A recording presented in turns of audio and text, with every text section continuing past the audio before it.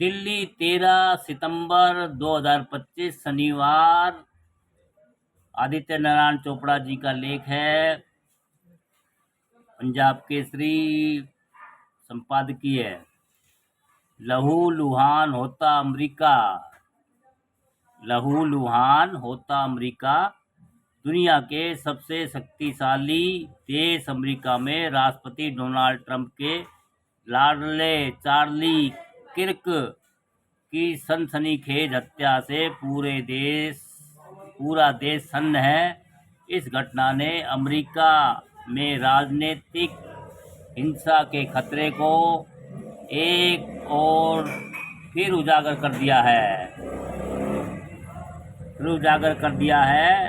Charlie Kirk ने युवा Republican मतदाताओं को एकजुट करने में बड़ी भूमिका निभाई थी और वे इजराइल के कट्टर समर्थक भी थे। चार्ली किर्क ट्रंप के करीबी सर्कल में प्रभावशाली थे और वे ट्रंप के मेक अमेरिका ग्रेट अगेन अभियान का प्रमुख चेहरा बन चुके थे। Charlie Kirk Utah Valley University में मास शूटिंग पर सवालों के जवाब दे रहे थे, तभी अचानक उनकी गर्दन में गोली लगी और उनकी तुरंत मौत हो गई। यह भी एक संयोग है कि उनकी हत्या 9/11 हमले की बरसी के दिन की गई। चार्ली किर्क ने कई विवादास्पद बयान दिए। 2 सितंबर को उन्होंने एक पोस्ट लिखी थी जिसमें उन्होंने कहा था कि अमेरिका को भारत के लोगों के लिए और वीज़ा देने की ज़रूरत नहीं है।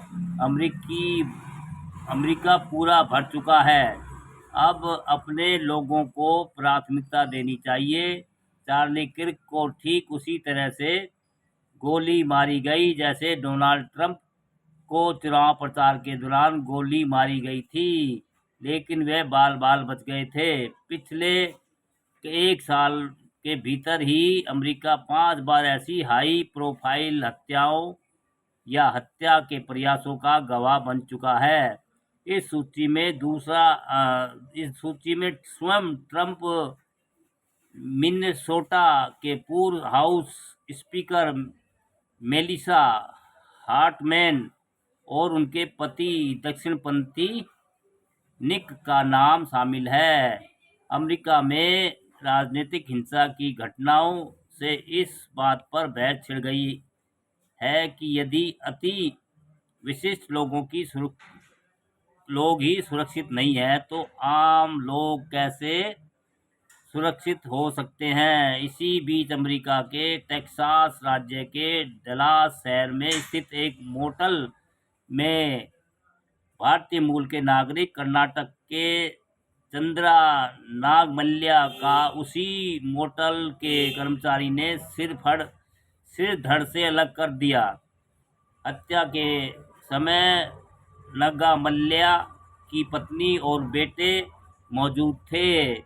वॉशिंग मशीन के इस्तेमाल को लेकर हुए झगड़े में हत्यारे ने नागमल्ल्या का सिर काटकर उसे पार्किंग तक लात मारी और सिर को कूड़ेदान में डाल दिया। हत्या क्यूबा नागरिक बताया गया, मतलब हत्यारा है जो क्यूबा का नागरिक बताया जाता है।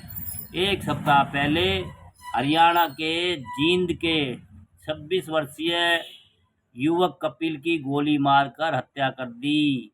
उसका कसूर केवल इतना था कि उसने एक अमेरिकी को सड़क के किनारे पेशाब करने से रोका था। इससे गुस्साए अमेरिकी ने पिस्तौल निकालकर उस पर ताबड़तोड़ गोलियां बरसा दी। अब सवाल ये है कि क्या अमेरिका असहिष्णु हो चुका है और आत्मघाती बंदूक संस्कृति को लहूलुहान कर रही है। अमेरिका में बंदूक संस्कृति देश के दूसरे संशोधन के तहत नागरिकों को दक्षिण हथियार रखने के अधिकार और ऐतिहासिक तथा सामाजिक कारणों से जुड़ी है, जहां लोग सुरक्षा, खेल और आत्मरक्षा के लिए बंदूकों का उपयोग करते हैं।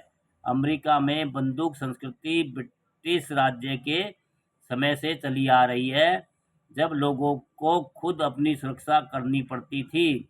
अमेरिका के स्कूलों, क्लबों, रेस्तराओं में गोलीबारी की घटनाओं में लोगों की मौत की खबरें अक्सर आती रहती है। इस वर्ष अब तक अमेरिका में बंदूक हिंसा की 146 से ज़्यादा घटना हो चुकी है।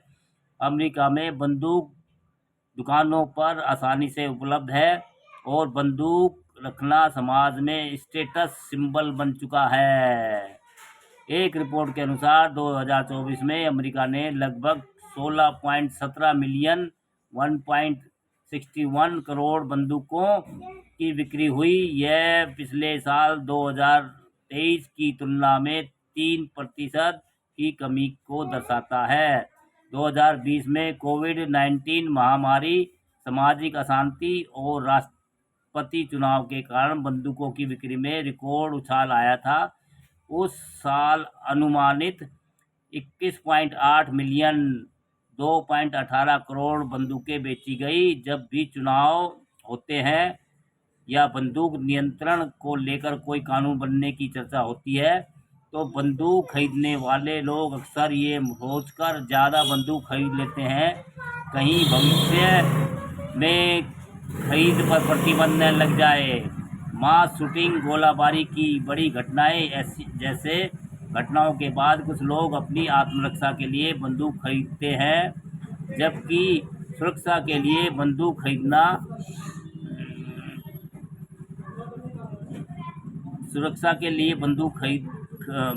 खरीदना पसंद करते हैं। एक अनुमान के अनुसार अमेरिकी नागरिकों के पास लगभग 39.3 करोड़ से ज़्यादा बंदूक है। यह संख्या अमेरिका की आबादी से ज़्यादा है। स्कूलों में गोलाबारी की घटनाओं के बाद अमेरिका में बंदूकों पर रोक लगाने की बहस कई बार तेज हुई।